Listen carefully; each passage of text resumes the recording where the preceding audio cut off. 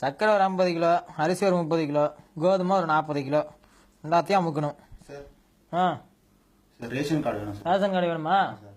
வீடு இருக்கா? இருக்கு சார். வீட்டில் எத்தனை ரூம்? ஒரு ரூம் சார். ஒரு ரூம் தானா? வீட்டுக்கு வாசப்படி இருக்கா? இருக்கு சார். பாத்ரூமு 3 ரூம் வந்துருச்சு. 3 ரூம் இருந்தால் ரேஷன் கார்டெலாம் கொடுக்கக்கூடாது அப்படின்னு ரூலு. ரேஷன் கார்டு இல்லை, கிளம்பு. என்னடா இது இப்படி அநியாயம் பண்றீங்க? ஓவரா பேசினா குன்ற சத்தல் பிடிச்சி விட்ரும். படைப்பா.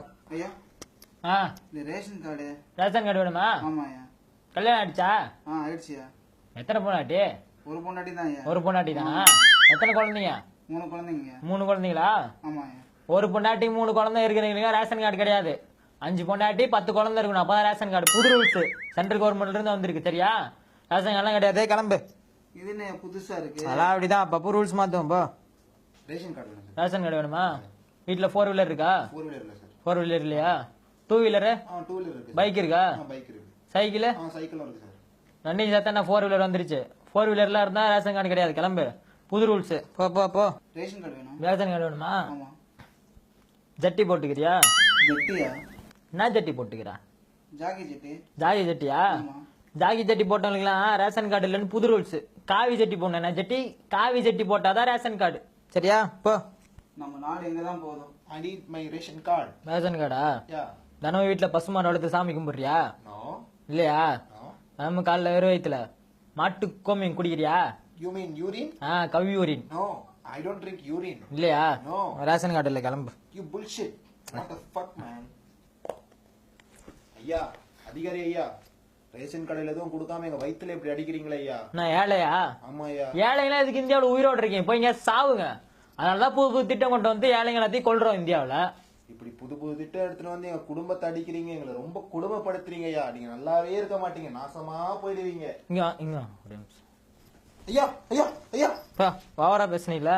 இப்படிதான் அவுத்து விட்டு விடுவோம். கார் துடிக்க துணி கிடைச்சது. ஐயா, ரேஷன் கார்டும் தர மாட்டேங்கிறாங்க, ரேஷன்ல பொருளும் தர மாட்டேங்கிறாங்க, வீட்டுல குழந்தையெல்லாம் பட்னியா கிடக்குது ஐயா. நீங்க தான் காப்பாத்தணும் ஐயா. விடு விடு, எல்லாத்தையும் நான் பாத்துக்கிறேன். உள்ள போய் நான் பேசுறேன். ரொம்ப நன்றிங்க ஐயா.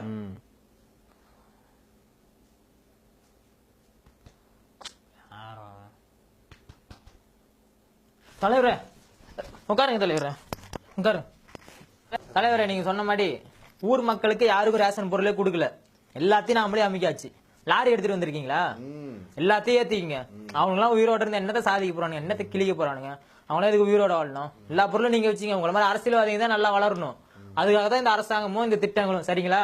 நீங்க சந்தோஷமா இருந்தாதான் உங்களுக்கு கீழே இருக்கு நாங்க சந்தோஷமா இருக்கணும். மக்கள் எப்படி ஒண்ணு சாப்பிட்டோம், ஓகேங்களா? கருப்பு பணத்தை ஒழிக்கிறேன் அப்படின்னு சொன்னீங்க, ஆனா டிமானிட்டைசேஷன் அப்படின்ற பேர்ல எங்களை தெரு தெருவா நாய் மாதிரி ஆலை விட்டீங்க.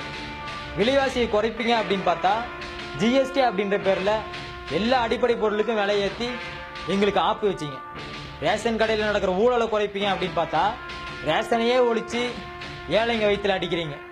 கேஸ் சிலிண்டருக்கு மானியம் கொடுக்குறோம் அப்படின்ற பேர்ல பேங்க் அக்கௌண்ட் ஓபன் பண்ணுங்க, ஆதார் கார்டு எடுங்க அப்படின்னு சொல்லிட்டு எங்களை அலைய விட்டுட்டு இப்போ கேஸ் சிலிண்டருக்கு மானிய ரத்து அப்படின்னு அதிர்ச்சி அறிக்கை வெளியிடுறீங்க. உண்மையிலேயே நீங்க பைத்தியம் தானா இல்ல பைத்தியம் மாதிரி நடிக்கிறீங்களா?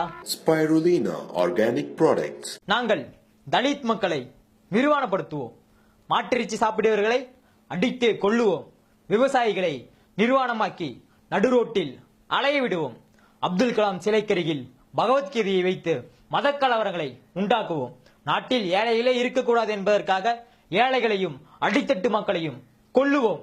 இதுவே எங்கள் கட்டளை, கட்டளையின் சாசனம். ஆனால் இதை நாங்கள் புதிய இந்தியா, டிஜிட்டல் இந்தியா, ஏழைகளின் இந்தியா, வாழ்ந்தோரும் இந்தியா என்று பெருமையாக பீற்றிக்கொள்வோம். நிலை மாறும் உலகில் நிலைக்கும் என்ற கனவில் வாழும் மனித